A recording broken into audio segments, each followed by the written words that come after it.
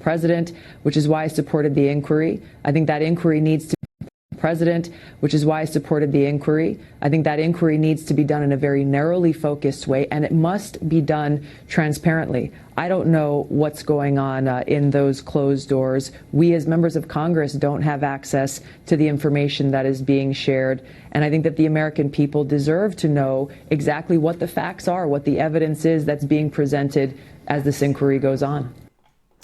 Tulsi Gabbard said that and pissed liberals, Democrats, and Democrats' acolytes off. They flipped out. Oh, she's on Fox. Oh, this, oh, that. Well, I've made the point before that Tulsi Gabbard is not being groomed by the Russians or by the RNC. Tulsi Gabbard is being groomed by the Democratic Party and the treatment that she gets from that party. This, her being here, is one example. If she's treated like shit on MSNBC, she's treated like shit on CNN, why would she go to those networks when Fox is willing to give her a platform? And I understand that Fox's role in this, to some degree, is, oh, we get a Democrat that gets to potentially ding other Democrats. So what? It gives her a platform to get her opinion out and her point of view out. And they allow her a forum to do so, despite their own ambitions in that process. She's not wrong for going on Fox. She's not wrong in the least. It is a rational thing to do, considering your party hates your guts. Think about what she said here, though. Transparency. I don't think Sanders is for impeachment. And honestly, I don't even think Tulsi is for impeachment. Now, they were calling this a flip-flop, but she did kind of make the point that I supported an impeachment inquiry. However, I wanted to be, she puts a modifier on it. That doesn't sound like a flip-flop to me. It sounds like more of somewhat of acknowledgement and somewhat of a tweak to original position. Either way, I don't entirely disagree with what Tulsi Gabbard is saying here. I just have two minds on it. And I kind of want to talk about it. Sanders, I don't believe is for impeachment either. I believe he's been kind of nudged and pushed into a position where he has to say, let's have an inquiry, let's talk about it. However, ultimately, what he wants to talk about is essentially his platform and the policies that he wants to push. And I suspect that he thinks that this will essentially suck the life out of anything that he's trying to do from the standpoint of a campaign. Meaning an election is coming up. The Democratic Party has narrowed the field down artificially from 22 candidates to, around 10. And it's unclear on how many of those get to the next debate. They just put the rules out. Instead of this party espousing its values to the world, and in the sense that Sanders is running in the race, that is a real thing. Meaning he actually has something. He has vision. He has myths that he can give to people. And I don't mean myths in the sense that he's not going to do those policies, but more so in the sense that this banner that all of these groups and all of these people are under, this notion of almost a spiritual politics of sorts. That's an organizing principle. His base is legit. His funding mechanism is legit. And he, trying to head a political revolution, wants to talk about those things that are part of that revolution. Impeachment sucks the life out of everything else.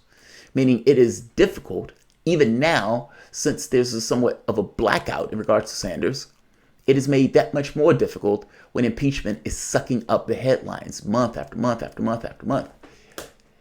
Tulsi, on this front, also, not waffling entirely on this, but treading a particular line on this. In this point, there needs to be more transparency in the process. I have two opinions on this, and I'll explain what I mean. Welcome to the Soapbox.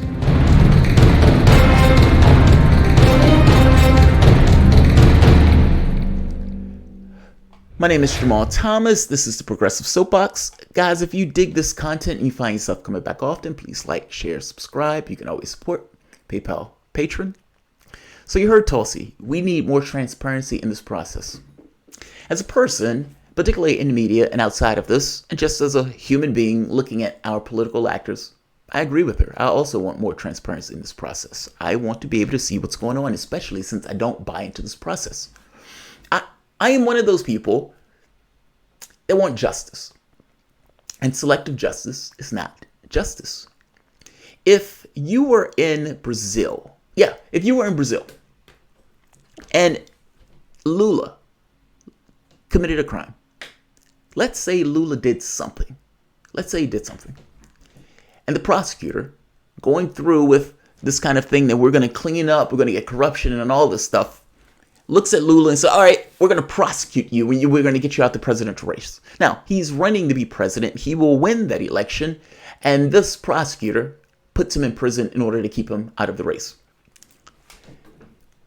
If information comes out, which it did, which shows that the prosecutor, with all of these other people around him who were also guilty of sin because they also had indictments over their heads, but he takes a specific interest in Lula with this notion of getting him out of the race, despite the fact that all of these other people around him are massively, massively corrupt. Is that right? Think about what I've just said. You as a human being can stand outside of a particular system and look down on that system and make a judgment. Ultimately, the prosecutor, for political reasons, chose to get rid of competition from one of his people that he backs. And he used the governmental systems to do that and effect that. By the same token, those same governmental systems that should have been used to go after these other people, for the most part, stayed their hand. Now, how is that right? Even if Lula committed a crime, which I'm not even saying he did, but even if he did commit a crime, how can you look at this process when you know that this guy was a partisan actor that went about using the legal system in order to get rid of somebody for partisan reasons, while simultaneously, for partisan reasons, ignoring the other stuff? Even if Lula committed a crime, how is that right? That's not right at all. That is literally selective justice. That is one side using the political apparatus in order to get rid of their opposition and ignoring the fact that these other people are also guilty. You can't have a system of justice where it applies to some, not others. I guess that's my point.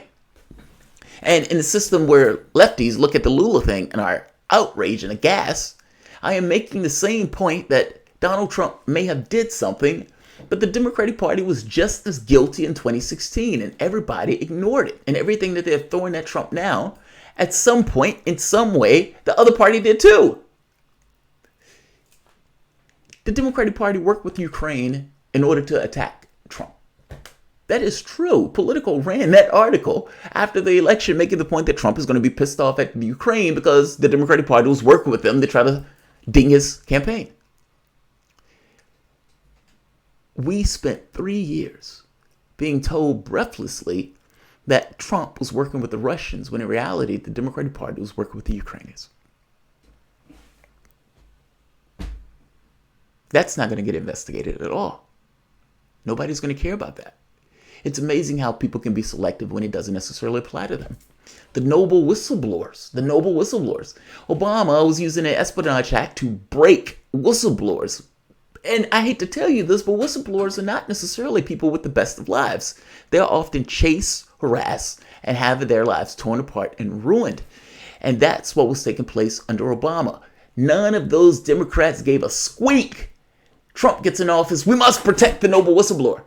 And all of these people who are leaking all of these documents, and you find this guy who's supposedly a whistleblower, and all of the Democratic Party has rallied around to protect him. Chelsea Manning says, fuck all of you. Chelsea Manning says, fuck all of you. And what was the last one? Biden, the withholding aid from the Ukraine. Joe Biden gets on stage and brags to his neocon friends that he held an aid package in order to force them to fire a prosecutor. That prosecutor just so happened to look into a case with his son, but forcing him to fire a prosecutor. The media looks at this and says, yeah, but that guy was corrupt, so it's okay.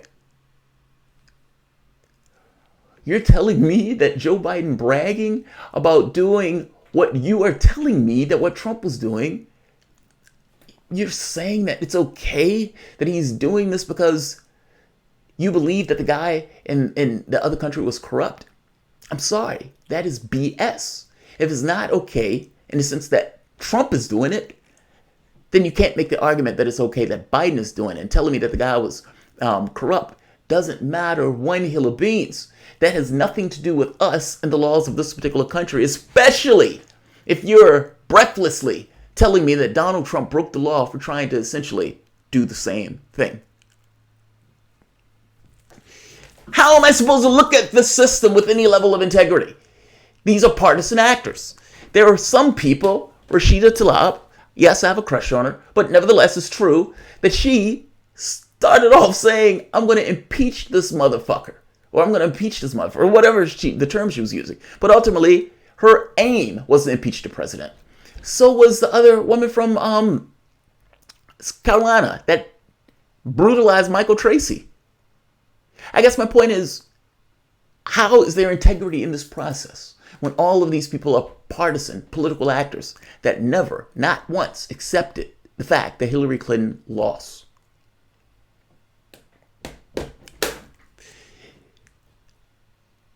Catch. That's how I think outside of this particular political process. I want transparency because I don't buy into this. There's a catch. Listen to this. Did for you, Kilmeade. I read the House rules. Okay. And as frustrating as it may be to have these hearings going on behind closed doors, the hearings over which Congressman Schiff is presiding, they are consistent with the rules. They can make any rules they want. Well, they can't change the rules. They follow the rules. And when were the rules written? Last in January of 2015. And who signed them? John Boehner. And who enacted them? A Republican majority. So what do the rules say? The rules say that this level of inquiry, this initial level of inquiry, can be done in secret. I want to watch it. I am dying to see if John Ratcliffe's cross-examination of Ambassador Taylor was as aggressive and successful as Republicans claim it is. John Ratcliffe is a former serious trial lawyer who knows how to cross-examine. We didn't get to see it. So what happened in the Nixon impeachment? My former boss, I was his page in the House of Representatives, Peter Rodino, instead of holding the hearings in secret, interviewed the witnesses in secret, not by the committee, but by the staff. Congressman Henry Hyde, same thing in the Clinton impeachment. Witnesses were interviewed in secret and then presented in public. Congressman Schiff, with a different set of rules, chooses to do the initial set of interviews in secret. Secret evidence doesn't work in this world. So eventually there will be a public presentation of this at which lawyers for the president can cross-examine these people and challenge them. This is like presenting a case to a grand jury, which is never done in public. So I get it. The Republicans are frustrated, and they wanted to make a point, and they made their point. They might have made it. But this is just not the most effective way to show respect for what your colleagues are doing. On the other hand, Republican on Fox News, effectively telling the people on Fox News, I know you hate this, but these rules were put in place by a Republican majority, and that the Democrats, for the most part, are following rules that were written by Republicans. Now, what he's talking about here is that several Republicans invaded the secret hearings and screaming, arrest me, essentially daring people to arrest them. Now, his point is, you wrote the rules. You're angry at them following rules that you wrote. Well, you can't have it both ways. You wrote the rules. Well, they're following those rules. Here's the catch. Even though I personally want transparency, what I do accept is that if you are a Democrat, you have no reason to change these rules. Why would you do that? Why would you do that? Republicans enact rules that are in their best interests. Democrats get in power and they start using those rules. And in using those rules, Republicans now howl. Well, if you're a Democrat, you're pointing to them saying, you wrote these rules, buddy. I'm just following the rules that you wrote. And no, I am not going to change these rules to make your life easier, seeing that you wrote these rules. Why would any Democrat break from that? Why? I get it. What I want, from my particular perspective, is transparency. And his argument is, the evidence will have to come out at some point. It would have to be challenged at some point. Right now, what they're doing is in secret, yes, but it can't stay that way. That's his point. And I accept that. Fair enough. By the same token, I still want to see what it is. because I don't take the system as being a fair, earnest process. I take these guys as partisan actors. And even though I get that the information will bubble up, I'm impatient. I want to see it. By the same token, if I am a Democrat, I am telling these Republicans to go fuck themselves. You made these rules. You're going to have to live by the rules that you made. And we're not changing them just because you want to get, in on this process. Both points of view are valid. That's the way I see it. Both things are true. Depends on who you are and the position. So, what I would have wanted, and maybe Tulsi didn't know what that judge just said. She should have added that at the end if she did. Meaning, look, I want transparency in this process. Republicans wrote the rules. Essentially, Democrats are going by the rules that Republicans wrote. But that being said, I do want to see what these guys are doing, and I do want to know more information about the process. But it's very possible she didn't know that, if that makes sense. They're attacking her for this. I got to be honest. The attacks on Tulsi Gabbard at this point almost come across as cultish. It's almost a religious tenet that all of these people are going after her. Vitriol on steroids. I mean, mainstream media. I think some of this has to do with her supporting Sanders. And in their mind, Sanders was responsible for Clinton losing the race. And because he was responsible for Clinton losing the race, Gabbard supporting him is essentially was supporting somebody that helped Clinton lose the race. It's nonsense. It's utter nonsense. But human beings are not necessarily always rational creatures. And there are times where their emotions, for the most part, outweigh any notion of reality. I put to you that this is one of those cases. I would even make the point that her foreign policy from the standpoint of Syria, they hate her for it, especially mainstream Democrats. We should stay there forever. How dare she say that we were involved with terrorists? Hey, Trump said it. So don't necessarily hit her entirely for it. Trump has owned up to the fact that Obama was engaged in a regime change war. What she was saying is accurate, verified by the president of the United States, who essentially took over the military and pulled those, supposedly, stop funding the terrorists in this case. She's not wrong here for wanting transparency in this process. She's not wrong here for being on Fox News, considering the way Democrats and the other media outlets treat her. And even if you want to make the case where she didn't say the stuff at the judge, we don't even know if she knew that particular part. And whether she knew that part or not, there's nothing wrong with wanting transparency in this process. I don't understand the argument that says no transparency, no transparency. I don't get that argument. Emma Vigeland is going to have a field day with this. Yeah, she's going to flip out. Ben Dixon has been losing his fucking mind. And yeah, Emma Dixon is going to be pointing to this saying, hey, look at her on Fox News. I don't understand why her being on Fox News is an issue. Are they using her to ding the party? Yes. By the same token, does she get to say what she wants to say? Yes. Does that happen on the other networks? No. No, not anymore. Every so often, Jake Tapper give her leeway, but by the same token, Jake Tapper often introduces stuff in order to hit her along the way, especially on issues of foreign policy. She does good, especially in dealing with those types. By the same token, you don't necessarily want to have to deal with that shit every time you go in the media. Even the arguments that she has on here, when she's talking to people like, neocons that want us to stay in Syria forever, those arguments are substantive in a way that they don't seem to be on MSNBC or CNN. Like, you can have that fight back and forth in order to kind of make your point that much more clear by somebody who is essentially a neocon that wants you to stay. And the difference between those things allows for people to see the perspective. Again, something that doesn't seem to come across and translate on the other networks. You can attack her all you want. None of this is wrong. None of it is wrong. Like, share, subscribe. I have several shows. That's the reason why I'm going through these relatively quickly.